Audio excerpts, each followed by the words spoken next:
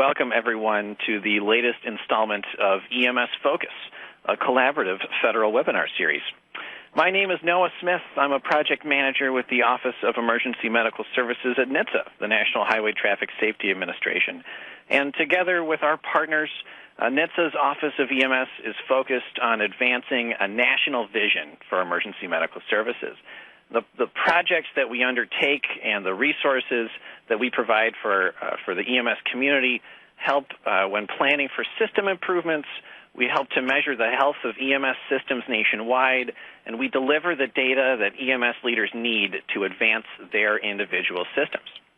And another role of the Office of EMS is to educate the EMS community on new innovations and new processes and new technologies that can, in the end, help provide better care and more efficient patient care.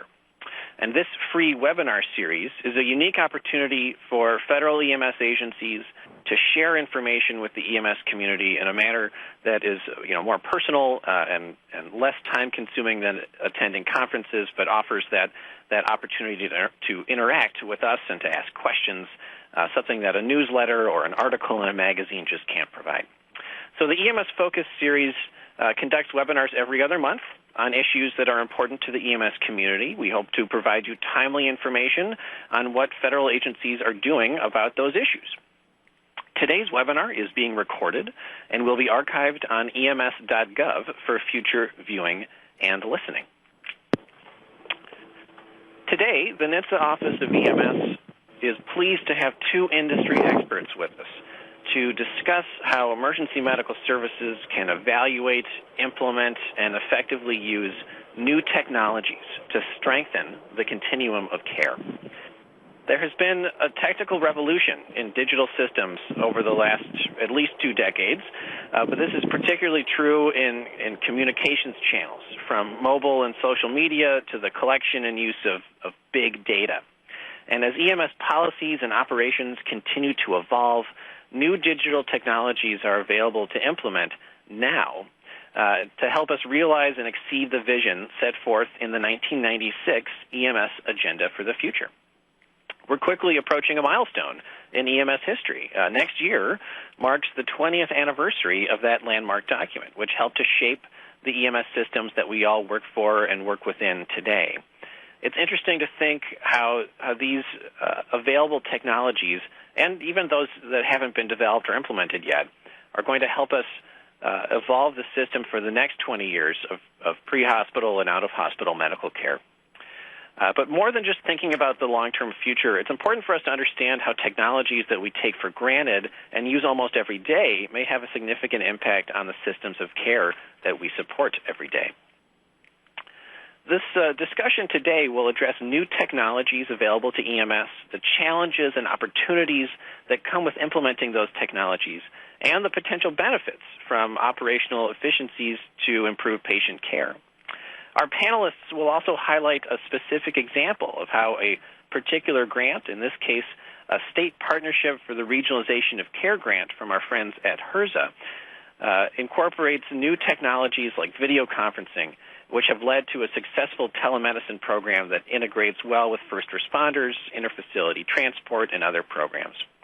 And for those interested, after our call today, you can review some previous webinars from the EMS Focus series that I think would also help to paint this picture, particularly a webinar that we aired in February on how the FirstNet nationwide interoperability network can help EMS provide better patient care, and our most recent webinar, which was in late July, on how the use of data can improve EMS systems of care across the country. We're also going to address how both national and local data sets allow different opportunities for tracking performance of these technologies. That might be where I step in a little bit, and improvements to system performance over time. As always, during these EMS Focus presentations, each of you, our attendees, are encouraged to submit questions using the question box of the web platform during any point of the discussion, and we're going to address those during the Q&A session at the end of the presentations.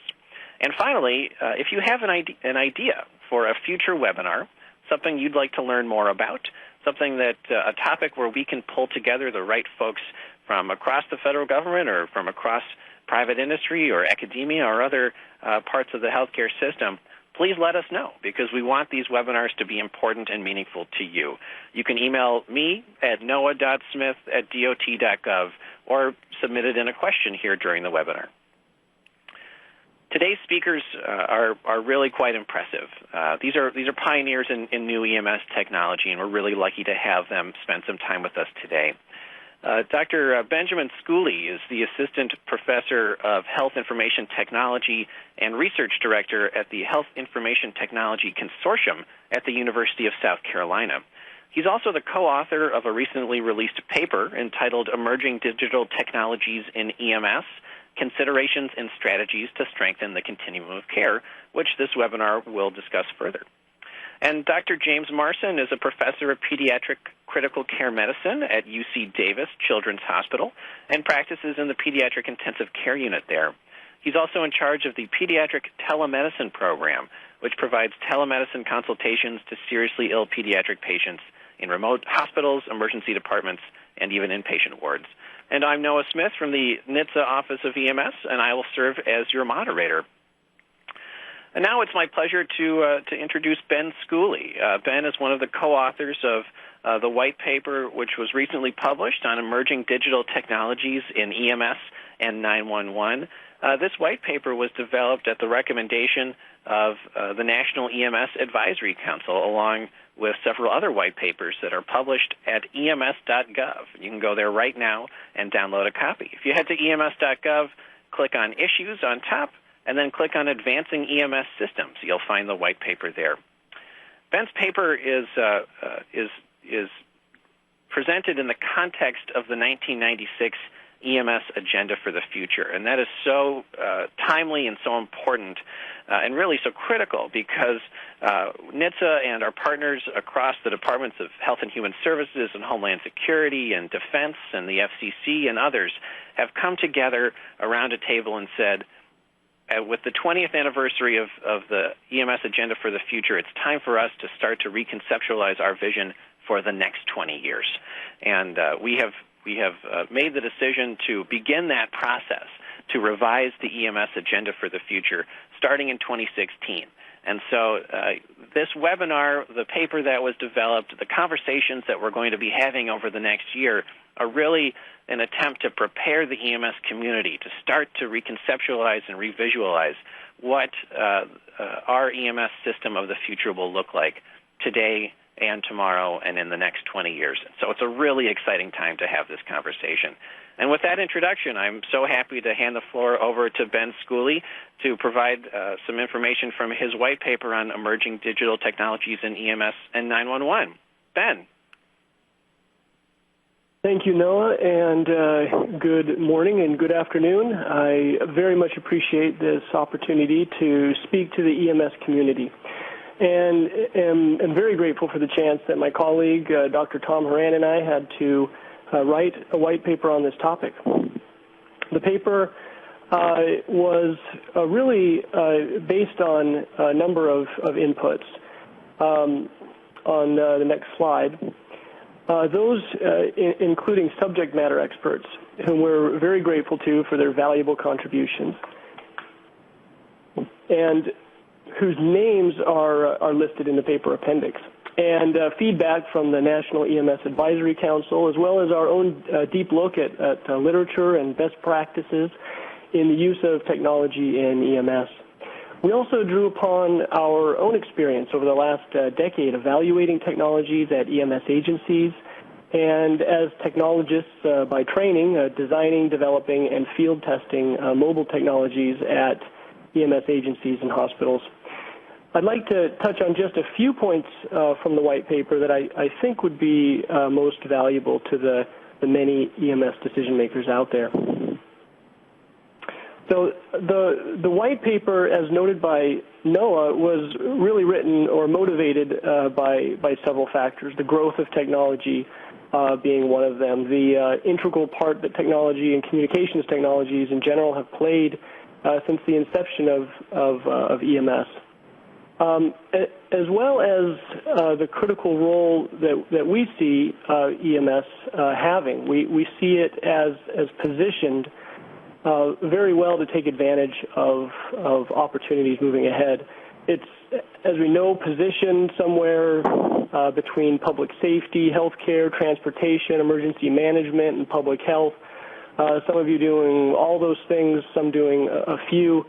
And while that can be seen as challenging, it could also open opportunities for connecting with partners. So the authors and contributors of our white paper see this as an opportune time to strategize about the future. The purpose of the white paper was really to provide a broad national level review of technology developments and to develop a view or a vision, one vision of the future, including challenges and opportunities. To look ahead to 2020 and beyond, but take into account the many positive developments that have already been taking place in the high-tech industry as well as the larger EMS community, and as well as policy trends such as the High-Tech Act and Affordable Care Act. And so we provide a general model for conceptualizing the role of technology and its benefits. And I hope you get a chance to take a look at the paper and read through it a little bit. Next slide. EMS has already made remarkable progress on the information systems goals set out in the 1996 Agenda for the Future. In last month's EMS Focus webinar, Dr. Clay Mann from the NEMSIS Technical Assistance Center showed that over 25 million records were submitted nationwide in 2014. This is remarkable. That we have data standards, that they've been implemented in vendor systems, that these NEMSIS compliant systems are being used across the country, and that EMS agencies are submitting data to state and national databases is really remarkable. And this was and is an essential prerequisite to some of the things I'll be talking about today, which is moving towards a real-time use of data and information. Having said this, there's always room for improvement. Looking across those goals, we see room for improvement in areas related to information systems being able to describe an entire EMS event. And in a related sense, information systems that are more widely integrated with other data systems. Certainly there's been a great deal of integration out there, and that's ongoing. A common one is computer-aided dispatch systems sending data to a receiving EPCR system, or electronic patient care record system, to reduce data collection efforts. Where we're lacking really on a widespread scale is integration across a continuum of care, and more particularly, integration that enables more real-time decision-making that provides feedback to providers. Next slide. I want to pause here and give a scenario. Now, this is a summary of one of the scenarios that was written in the 1996 EMS Agenda for the Future document. We took the liberty of updating it a bit to the current techie language of today and some of the developments that have happened. And please, as I go through this, keep in mind that this scenario provides just one view of the future for one kind of incident. So here we have Joe. He's a Russian software developer who moved to the United States and doesn't speak English. He has several cardiac risk factors, including hypertension, elevated cholesterol. He has a history of smoking, and he's overweight. For the past 2 days, he's had a mild, intermittent chest discomfort unrelated to exercise.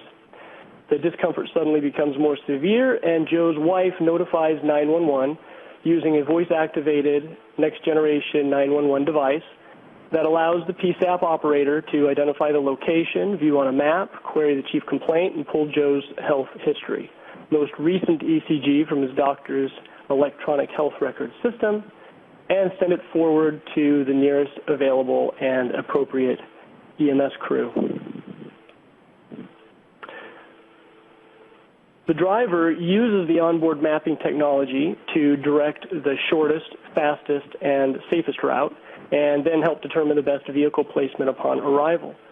The responding medic is able to view Joe's patient history, ECG, and query additional patient information through the Community Health Information Exchange. Upon arrival, Joe's neighbor shows the medic an ECG reading he took on Joe using his own personal smartphone app.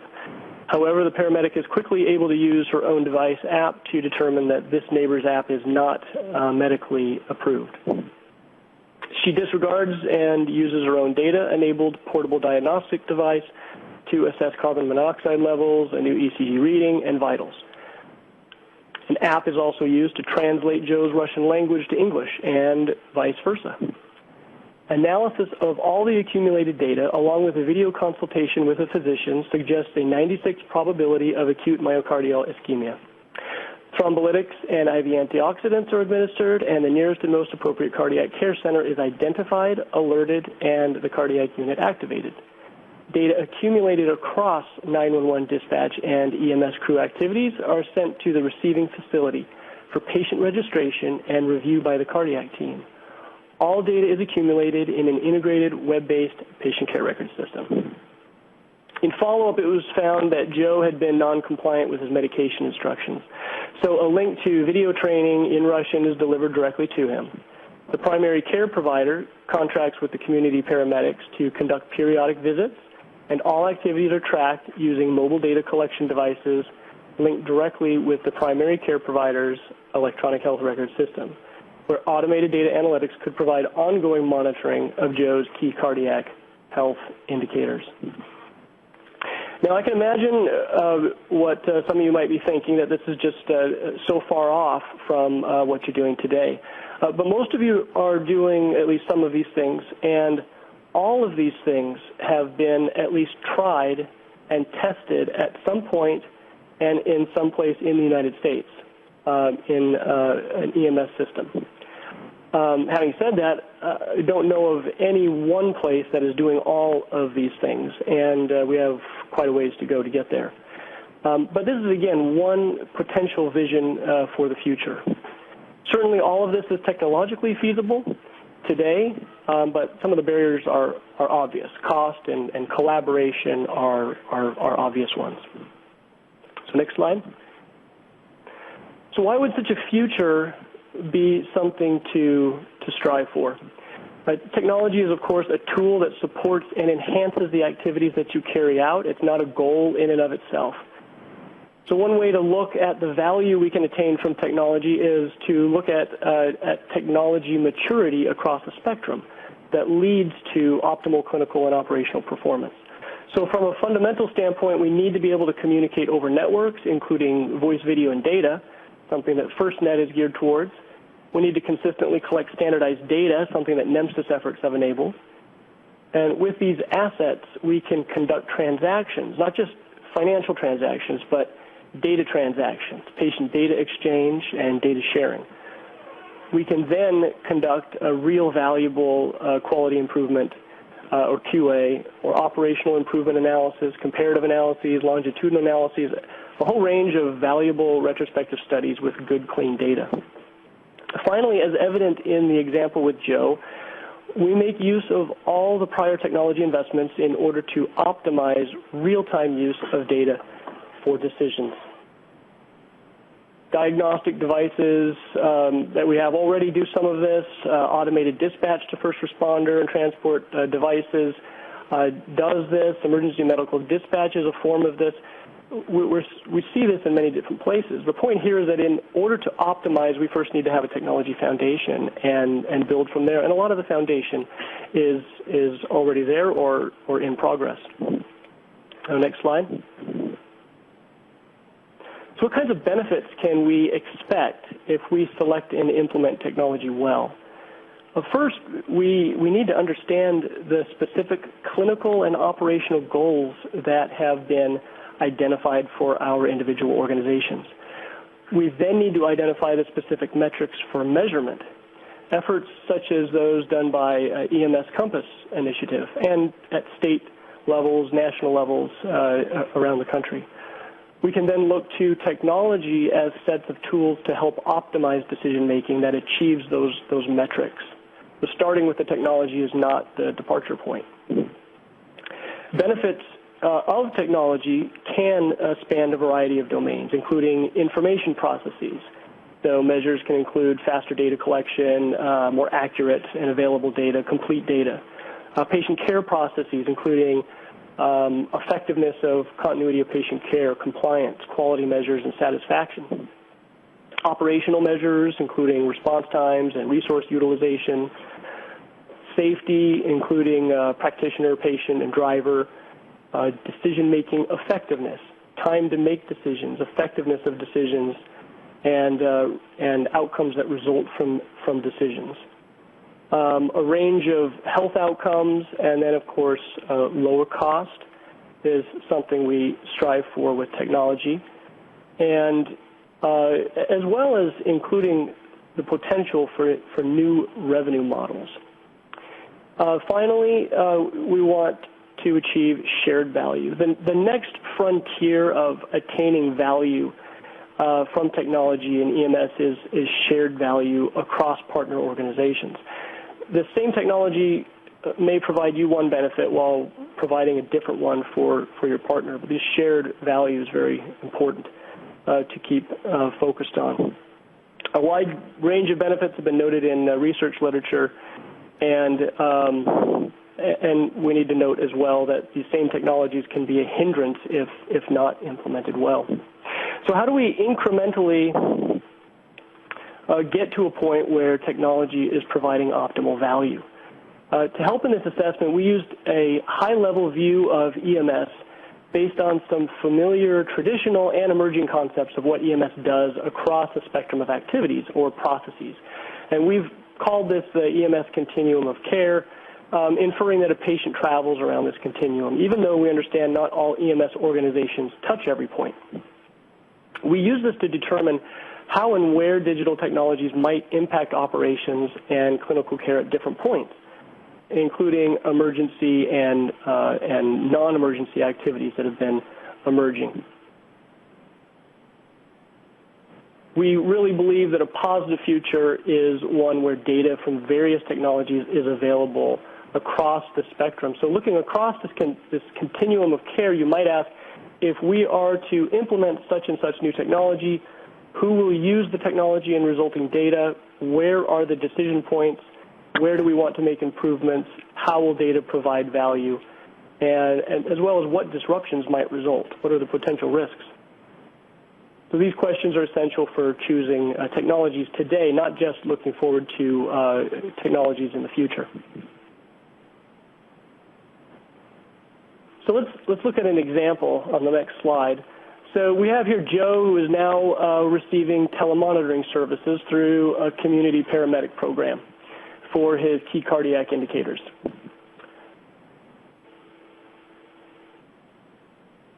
And the telemonitoring device is capable of notifying his service provider if and when indicators are out of acceptable range. Who would this data be valuable to? For the discharging hospital, primary care physician, community paramedicine team, emergency responders, depending on the severity of the situation. So besides expanding the business model of the EMS agency and using technology to enable that, let's say some important performance metrics are notification times, response times, effective resource utilization, and an outcome metric is EMS cardiac survival rate to ED, and to ED discharge and to hospital discharge. If we know that earlier cardiac unit activation, including pre-registration, can result in better outcomes, then we can look at a technology such as telemonitoring provided by community paramedicine to provide the required patient and activation information needed by the receiving emergency department for this to happen, such as accurate distance and time of arrival using GPS and patient identification data securely transferred. This would impact a range of metrics, continuity of care, utilization of resources, as well as the defined patient outcome. There's many examples that could be used, including automatic collision notification is one that's been used, how electronic patient care record systems are used to inform emergency departments of a patient and their condition, and a range of medical devices. So the real value of an integrated view is supporting efforts that are ongoing, your common conducted data-driven activities, where technology can support those activities. So next slide.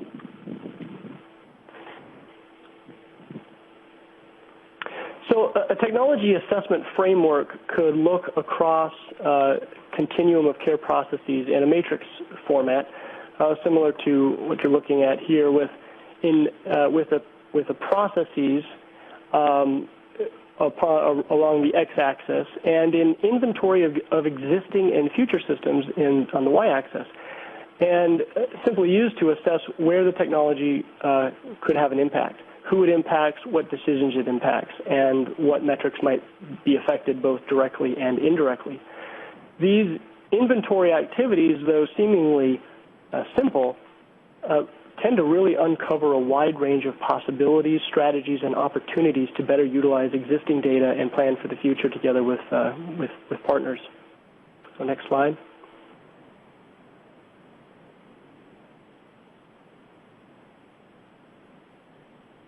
So this is just an illustration of where automatic collision notification, providing data for early detection and notification to dispatch and for coordination, on-scene care, and definitive care could provide value to each of these various organizations. And one high-level way of applying this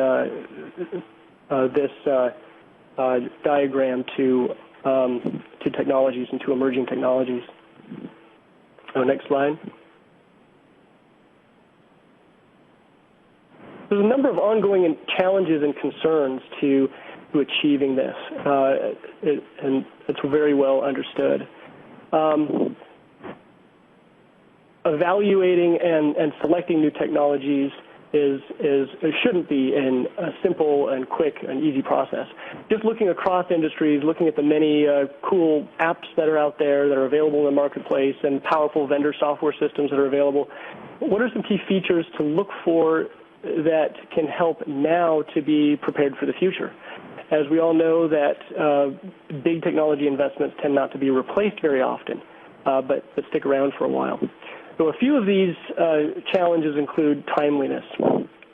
So timeliness of data collection is going to be an ongoing challenge. While not all EMS responses require rapid decisions, there is still a very real issue of you needing your hands free to care for patients, and you already do so many things as it is that adding one more thing to the picture seems impossible at times.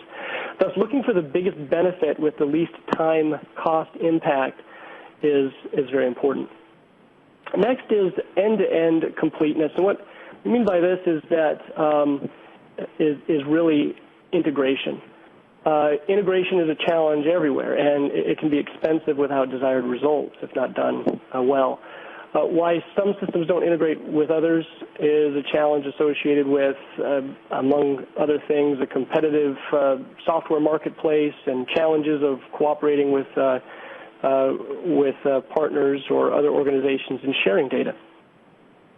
While this is a challenge that has to be addressed incrementally, it's wise to look for new systems that have open interfaces based on industry standards. A good question to ask a vendor is, what are the integration options? Automated data collection, analysis, and sharing is key to enabling more real-time decision-making and passing essential data to upstream and downstream providers. Sensors are key for the future, again with the examples of automatic collision notification, collision avoidance systems. You may not even know it's there until you need it or after you need it. As noted by Dr. Greg Mears, technology is becoming a more integral member of the EMS team. So as sensors become more available, it enables a number of opportunities. We need to remember, even though sensors may seem like it's something that's very far off, we need to remember that these devices that we all carry around have a number of sensors that can be used: accelerometers, gyroscopes, touch screens, proximity sensors, GPS, and other. And these can be leveraged for the future. So thinking about those devices and sensors in your current implementations will be valuable for the future as well. Collecting micro-level time and space information is now commonplace for conducting analytics across a wide range of industries, and somewhat for EMS, but it's still not widespread, and largely we still don't have all the skills to utilize that data. Pushing for time and space stamps from your vendors will eventually produce data for rich analytics. And finally, another challenge is dealing with scale. So we've got individual patient data systems that are often used on a day-to-day basis, and sometimes we have completely separate software systems for emergency management, for disaster, for mass casualty incident management. Inasmuch as the same systems can be used, the devices, the software systems can be used for day-to-day as well as large-scale incidents, the more prepared will be for when those emergency situations, disaster situations come around. The next slide.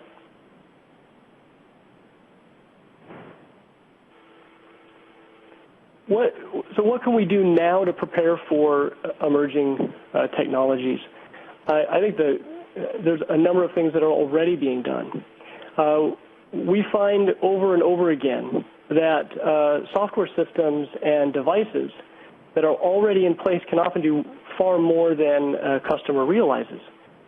Just understanding what your existing systems can do, how they can integrate, and how they can be extended is really valuable. So extend what you already have. I've already mentioned leveraging partner and collaborator systems, or at least knowing what they have available that could impact what you do. An inventory can be a very eye-opening experience, and even if information sharing is still far off, partner development can only help to open opportunities in the future. Next is, don't bite off more than you can chew. If you want to innovate and try something new, that's fantastic. We tried to create a full web-based app with a lot of bells and whistles for the purpose of getting patient information to the emergency department prior to arrival for resource decision-making, and we tried to do too much too soon when only a few features were really viewed as valuable. So start with what you already have, with using mobile devices, mobile apps, and see what your people are already doing that you may not know about with those apps. Perhaps you'll need to create some policies around their use, but there must be some discovered value if they're being used. You're already doing many of these things with QA or QI, with medical reviews, case reviews, and more. So when the time comes for tech innovation, you already have the foundation in place. It's having your goals and your metrics in place. That way technology can support those. Education and training efforts are always very significant for your organization as is. How to integrate technology into the picture may not be easy, but will prove very valuable and is really needed to understand what is coming down the pike and how the technology can actually be of benefit. And finally, observing emerging business models and funding trends, which most of you are already doing. And then finally, staying involved. In order to keep abreast of the technologies coming down the pipeline, of course, it's valuable to stay involved or at least aware of current initiatives at national, state, and state levels. We've got EMS technology development such as FirstNet and NextGen 911, defining performance measures. There are initiatives all across the country that are focused on this, and it's a fantastic foundation for using technology in the future. Refining partnerships for data sharing, continued standards development with NEMSIS, and integrating technology into education and training. And with that, Noah, I turn it over to you. Fantastic. Thank you so much, Ben. Thank you so much for your work and your team's work on this white paper and for sharing it with us here today. Some really, really important lessons, I think, particularly about understanding your need or your challenge before you turn to technology, understanding your goal across that continuum, having that shared goal and having shared, well-defined performance measures for implementing technology before you start exploring what's out there in the world is really, really important. I think this paper, which again is available on EMS.gov, should be reviewed by every operations director, every chief, every CEO, even every provider who's interested in doing something differently, particularly because technology is not always the answer to a problem or to a question or to a challenge. And this framework for evaluating the need and the use and the utility of technology, I think, is really, really invaluable to us. So thank you so much, Ben. We really appreciate it. And I know I have several questions, and our audience does as well, and we're going to get to those after we hear from Dr. James Marson. So it's my pleasure to introduce Dr. Marson from University of California, Davis Children's Hospital.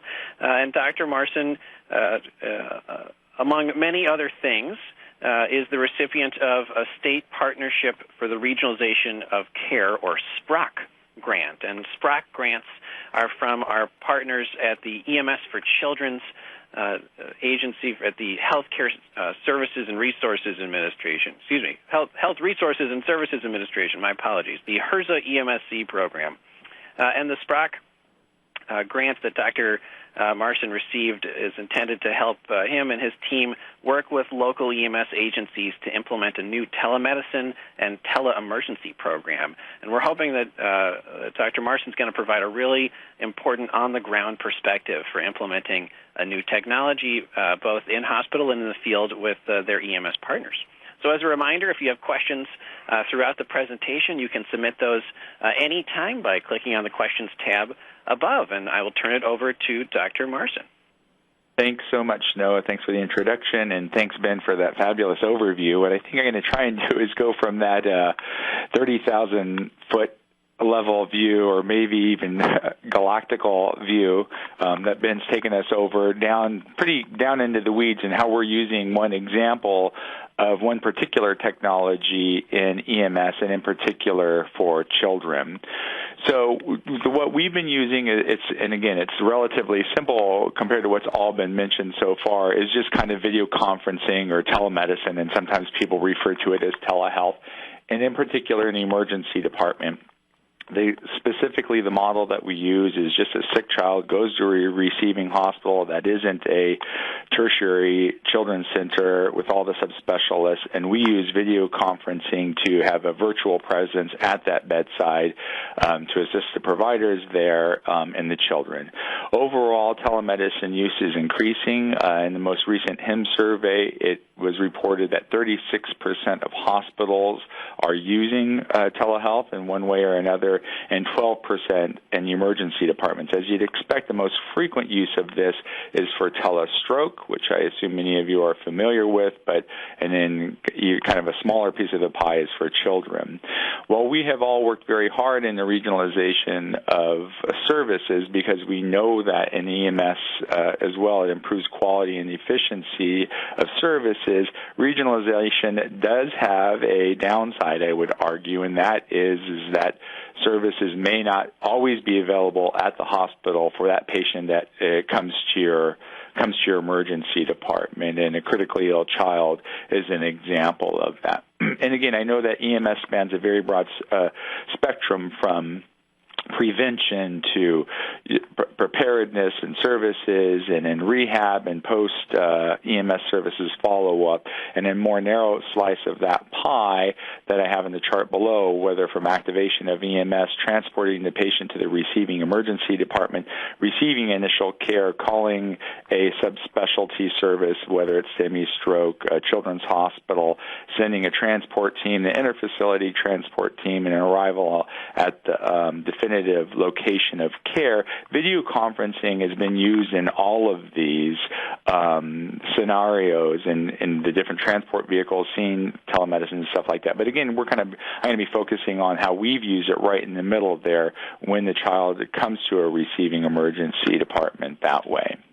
So a quick overview of the UC Davis pediatric tele-emergency program. It's been it's been a long time, and the equipment's a lot better, a lot less expensive, but, there's good things about starting early and bad things. But we started this way back in 2002, and currently we have it's actually more than 30 emergency departments that have the capability of connecting with our pediatric emergency department and our pediatric intensive care unit. 21 of these sites are particularly active. Some of the sites don't use it very much or may not get sick children very frequently. And we've worked very, very hard to integrate it into existing process flows such that if they want to call us to transfer a patient, call us for a question, call us for telemedicine, it's all the same number and kind of coordinated in existing process flows. We make it easy, try to make it as easy as possible for all to use such that our doctors have it in their clinical pods. In our pediatric ICU, for example, we have 6 different locations that our doctor is able to jump on either a computer or a unit to hook up to one of the emergency departments requesting a consultation. And in the same way, make it easy on the receiving emergency department so they hit literally one button, make one phone call, and we're virtually at the bedside. We really kind of don't try and force it on people as use. It's always at the discretion of the provider, although we encourage it for the sickest patients and those that end up transferring to UC Davis in Sacramento. Next slide shows a map here of California. That landmass north of us is equivalent to the landmass size of Pennsylvania. And so a lot of places, sometimes the transport times, and there's no children's hospital north of the red star there. You have to go up to Portland, Oregon to reach the next one. As Noah had mentioned, we're the recipients of the State Partnership Regionalization of Care grant, and it has a lot to do with lots of different things with regionalization of care and improvement of EMS services for children, including education, transfer guidelines and such. But part of that, again, kind of trying to integrate it into existing EMS methods and things like that as opposed to introducing some whole new package. We really try and integrate it into what work's been done so far. And we've been working very closely with local EMS agencies to use telemedicine for the sick children this way. It's even gotten to a point that in the state of California, we have legislation now pending that will designate receiving emergency departments at 4 levels for pediatric preparedness. And you can even, one of the defining levels between one level and another level is that whether or not you have access to a pediatrician to be at the bedside. That can be accomplished and raise you into the next higher level if that's done with telemedicine. So even kind of like the state EMS agency has kind of started drinking the Kool-Aid that I've been drinking for a long time, that this virtual presence is very important. The whole time that we've been doing this, we've been really trying to measure the impact. I'm in a publisher parish track myself, so we've been measuring a lot of the data associated with this. So we've done different impacts on telemedicine consultations, and this is from Critical Care Medicine, published in 2013, where we did parent satisfaction surveys of parents of children that received consultations by telemedicine or telephone, and that's just some of the bars there. Always in yellow is telemedicine on my graphs here. So they thought that doctors and nurses were nice, or they thought they were smarter, they were ranked their overall quality of care as higher when video conferencing was used versus the old standard of a doc-to-doc telephone consultation or preparation for transfer. We also did a pretty extensive analysis or surveys on the remote emergency department doctors, and they felt that the frequency with which the consultation, be it telemedicine or telephone, resulted in a modification of their diagnosis of what was going on, alteration of medications, dose, addition of medications, or a change in disposition, which may include going from helicopter to ground transport, was more frequent among those that received telemedicine. On the left of this slide is we did another measure of quality of care compared among a cohort of similarly ill children that had telemedicine, telephone, or no consultations, and there was a statistically higher ranking of quality of care. We use a method called implicit review that's described in reference down below that for patients that use telemedicine to blinded reviewers that didn't know if a consultation was done, and if one was done, how it was done. We also reviewed charts of another cohort of patients by pediatric pharmacists. Again, similar patients that received telemedicine consultation, telephone consultation, or no consultation, and there was a stepwise reduction in the frequency with which a pediatric pharmacist identified medication errors in the emergency department when video conferencing was done. And we've also kind of gotten involved, this wasn't my first choice, but in evaluating the dollars of all of this program, but I've enrolled the help of great health economists to evaluate the cost of care. And we really tried to evaluate the costs of the equipment. We pay for 24/7 tech support in case something like this happens, telecommunications, all of that. The cost of this program versus the cost reductions, and that is generally fewer patients end up needing to be transported, and sometimes we can say, okay, we don't need to use a helicopter for this, or we can use an ambulance, or we can admit the patient locally rather than at our quaternary tertiary children's hospital, which is, of course, more expensive, and we demonstrated significant cost savings this way. And then the bottom set of graphs is not yet published data, just being submitted, but we evaluated kids that come to us from sites with telemedicine versus no telemedicine. And on arrival, they have a lower severity of illness, lower length of stay, and lower observed mortality rate, despite the fact them being equally sick on presentation to the emergency departments. And I think demonstrating the value of early intervention by pediatric providers in this case. So we just skipped the next slide after that.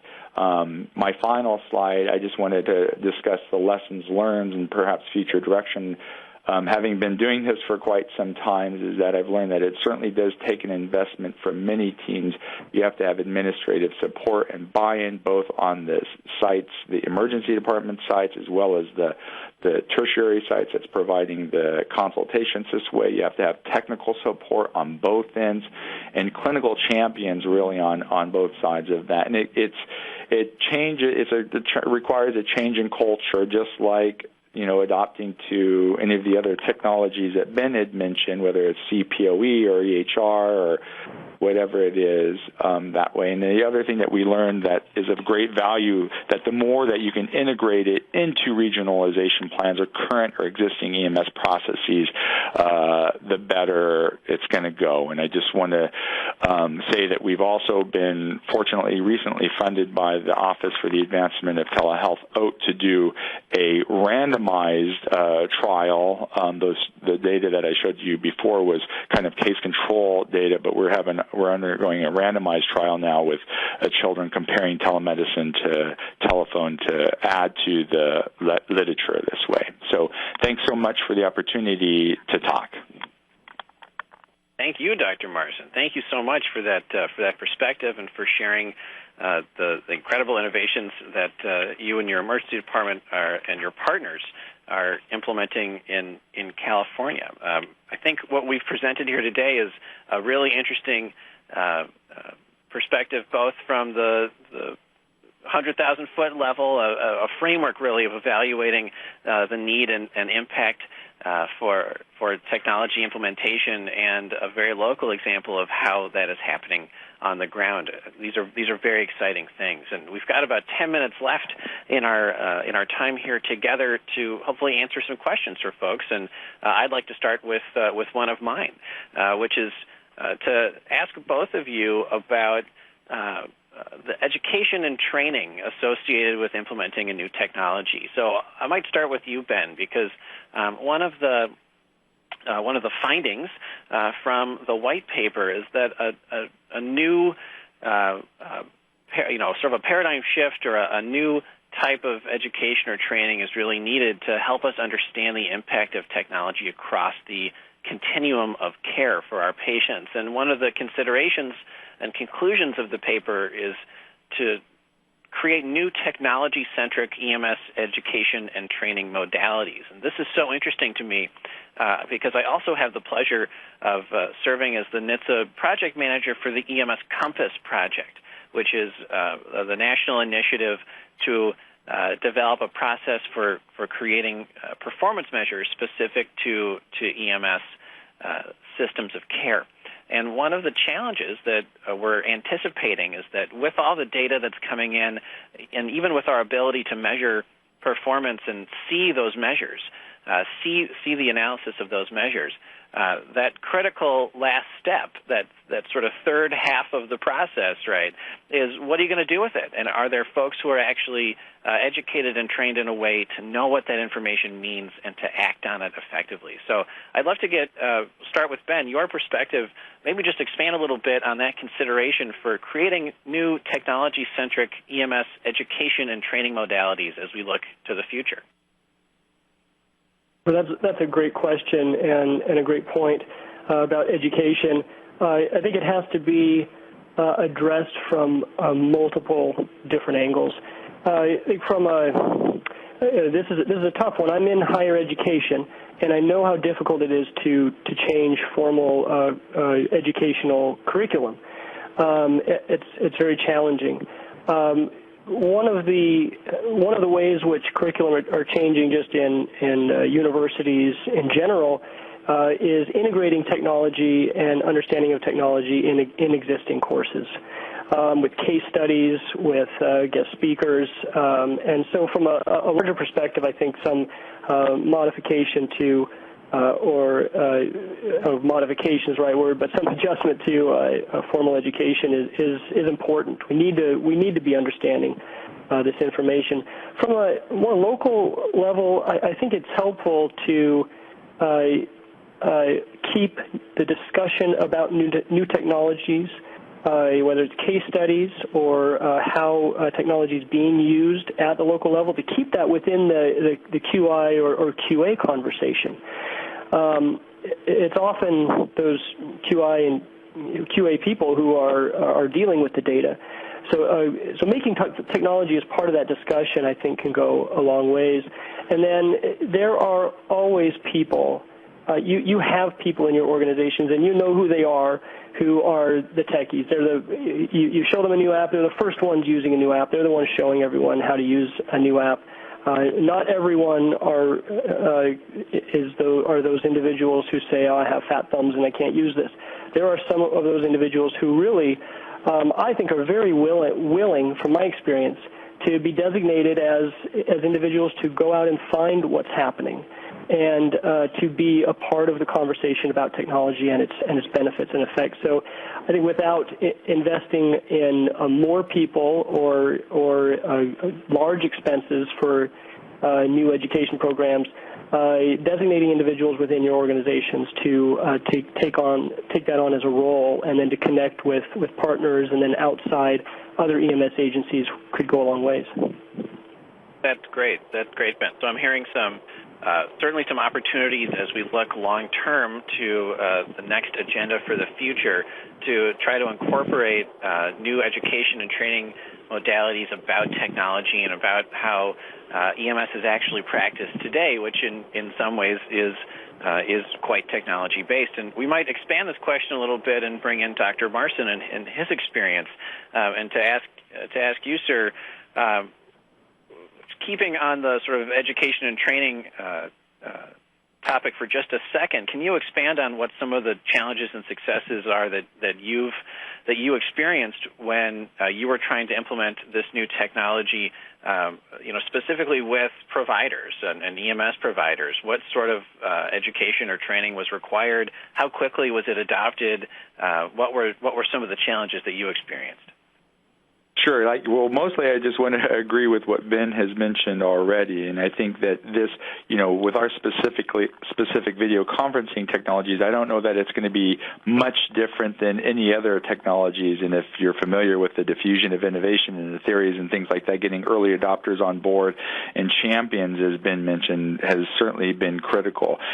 Certainly we've gotten better at our educational approach in terms of hey, this is how it's done, and doing mock patients and running through and getting buy-in and things like that. The process of implementing is, there's a little bit of an art to it. But I mostly agree with what's already been said. And just the one thing that I would add on to it is that it's critical that it's it works and it's easy, because a lot of our, the young tech guys, just like been mentioned, are up and they use it, and that's great. But if you're going to convince an old-timer like myself or something like that this is something good, the first time he or she uses it, it has to impress them. And once you have a system that does do that, it starts to take off, and then it's a try it, you like it, and then it becomes part of the culture.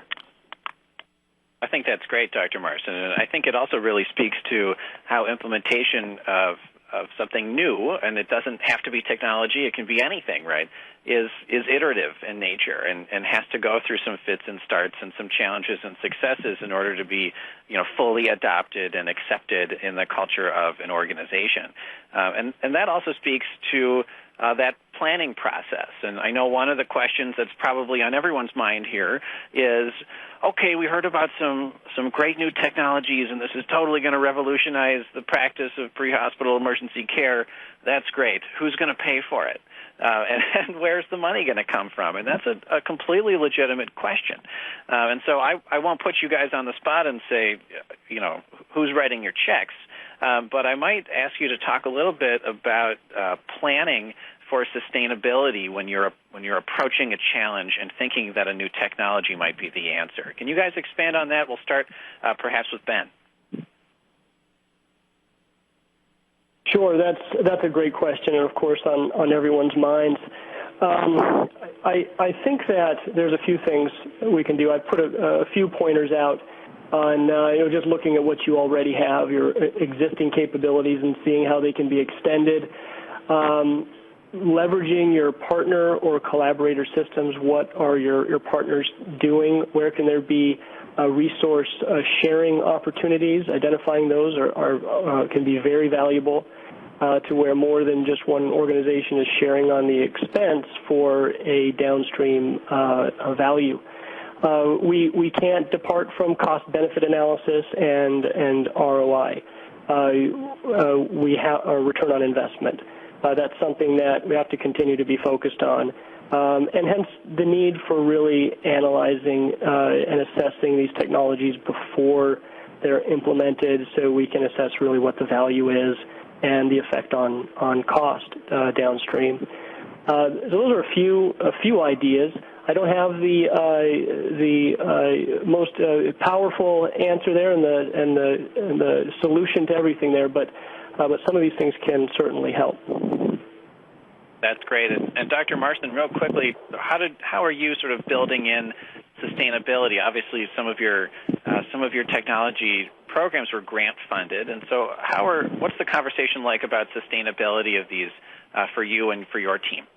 Well, I think what you had mentioned first about just planning it right from the start is the most important factor. I'm sure everybody has an example where they get a grant for a new technology or telemedicine or something like that, or an app, and then people do it, use it, and then the use of it dies, even though it may have been a good idea. And I think that we have that certainly. The second the idea comes out, we plan for sustainability. And I'll be honest, with our program, a lot of the equipment and things like the infrastructure stuff was obtained by grants, but we've gone from this grant supported, and then we kind of like we're keeping it going without funds, but realize that we need the funds for tech support and things like that. And it's been a great partnership with these hospitals. Because I was collecting data right from the start, showing the impact on what it has, I go back to them and say, hey, I want to keep this going. It will require a very small investment on your end, and if you have 26 places putting in a very small investment together, then it's not. I'm not out to make money on this, but to just keep it going. But I think that we've taken the approach whenever we're starting a new program using store and forward telehealth, digital health technologies, that right from the start we're planning what we're going to be doing when the external support or if grant funding runs out. Fantastic. Thank you so much. And with that, our time is up on this installment of the EMS-focused collaborative federal webinar series.